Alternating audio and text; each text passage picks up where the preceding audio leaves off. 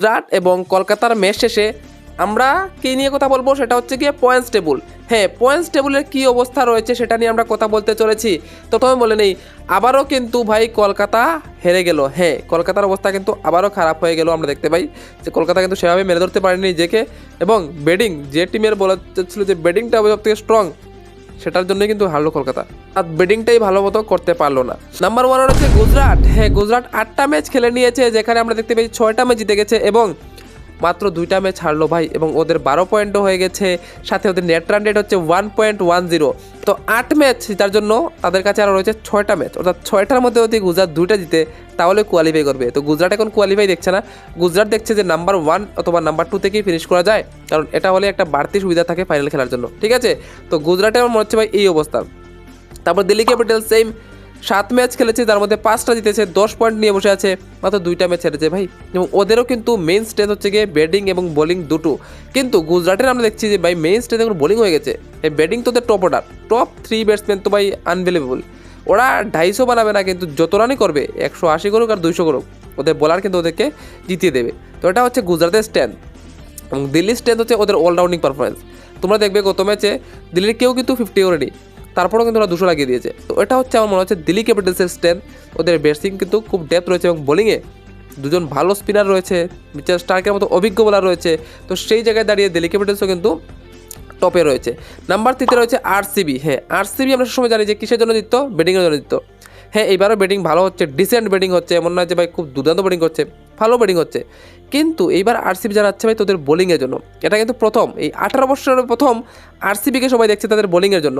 এবং গত ম্যাচে আমরা দেখেছি তার প্রদর্শন ভাই, লাস্ট 24 বলে 18টা বল ইয়র্কার, যেখানে আমরা দেখতে পাই ভুবনেশ্বর কুমার এবং জশ হেজেলউড কি দুর্দান্ত স্পেলটা না করলো, দুর্দান্তটা স্পেল দেখতে পাই তাদের কাছ থেকে।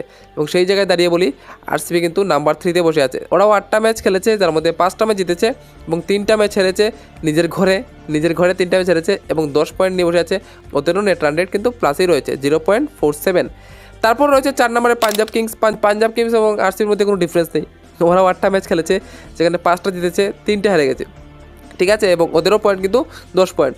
ওদেরকেও আরও 3টা ম্যাচ জিততে হবে কোয়ালিফাই করতে হলে, এবং ওদের নেট রান রেট হচ্ছে গিয়ে 0.18। এবং 5 নম্বরে রয়েছে লখনৌ সুপার জায়ান্টস, ওদেরও সেম অবস্থা, অর্থাৎ আরসিবি, পাঞ্জাব এবং লখনৌ সেম অবস্থা, 8 ম্যাচে 5টা জিত 3টা হার। নেট রান রেট হচ্ছে গিয়ে 0.09, অর্থাৎ নেট রান রেটের দিক দিকে তাকিয়ে এলএসজি হচ্ছে গিয়ে number 5। Otherwise Royal Challengers Bengaluru, Punjab Kings এবং লখনৌ কিন্তু সেম পজিশনে আছে। ঠিক আছে, তারপর নাম্বার 6 আছে মুম্বাই ইন্ডিয়ান্স। হ্যাঁ, মুম্বাই ইন্ডিয়ান্স ও 8টা ম্যাচ খেলেছে, কিন্তু ওদের থেকে একটা মাত্র জিত কম, অর্থাৎ মাত্র 4টা জিত রয়েছে মুম্বাইয়ের। তো মুম্বাইয়েরও কিন্তু এটা খুব ভালো সুযোগ হয়ে গেছে লিটারেলি। মুম্বাইয়ের যে নেক্সট ম্যাচগুলো আছে বা ওইগুলো কিন্তু ওর মুম্বাই ইজিলি জিততে পারবে, কারণ যেভাবে আমরা দেখেছি মুম্বাইয়ের মধ্যে রোহিত শর্মা ফর্মে চলে এসেছে, বাকি সবটি সূর্যকুমার যাদব থেকে ধরে প্রত্যেকটা প্লেয়ার ফর্মে চলে এসেছে।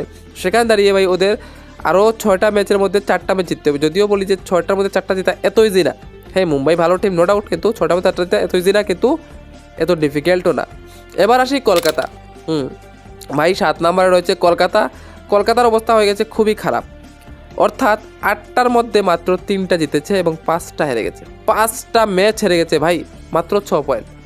এবং নেট রানে যদিও প্লাসে রয়েছে, তারপরে বলবো কেকেআরকে এখান থেকে মিরাক্কেল করলেই ভাই টপ 4 যেতে হবে, কারণ ওদেরকে আরও রয়েছে 6টা ম্যাচ। 6টার মধ্যে কমসে কম 5টা জিততে হবে ভাই। হ্যাঁ, 4টা জিতলেও নেট রান রেটে গিয়ে ফার্স্ট বেজে, 4টা যদি জিতে 3টা 4টা 7টা হবে, 7টা তারপর নেট রান রেট হলে অনেক কিছু ইকুয়েশন আসতে পারে। কিন্তু যদি ওরা 6টার মধ্যে 5টা দিতে যায় তাহলে কিন্তু ডাইরেক্ট কোয়ালিফাই করতে পারবে। 6টার মধ্যে 5টা জিতা এই টিম নিয়ে, যেখানে আমরা দেখতে পাচ্ছি মিডল অর্ডারের অবস্থা খুবই খারাপ, একটা প্লেয়ারও ফর্মে নেই মিডল অর্ডারের, না ভেঙ্কটেশ আয়ার, না রিঙ্কু সিং, না রাসেল। তো সেই জায়গায় দাঁড়িয়ে কি মনে হচ্ছে কেকেআর আবারও চলে যাবে টপ 4-এ অথবা ফাইনাল খেলবে? মনে হয় না, কারণ গত বছর কেকেআর ছিল ভাই টপ 1-2-তে সবসময় ছিল। ঠিক আছে, তো এই বছরে সেম টিম, কিন্তু এবার ফর্ম ভালো নয়।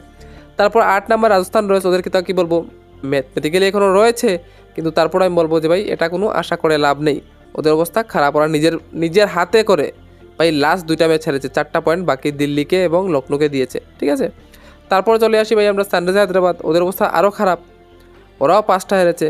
ঠিক আছে, সিএসকে কী বলবো ভাই, 6টা হেরে গেছে, ওদেরও এইবারে ক্যাম্পিং খতম, তো ওদেরকে নিয়ে তো কথা বলে লাভ নেই।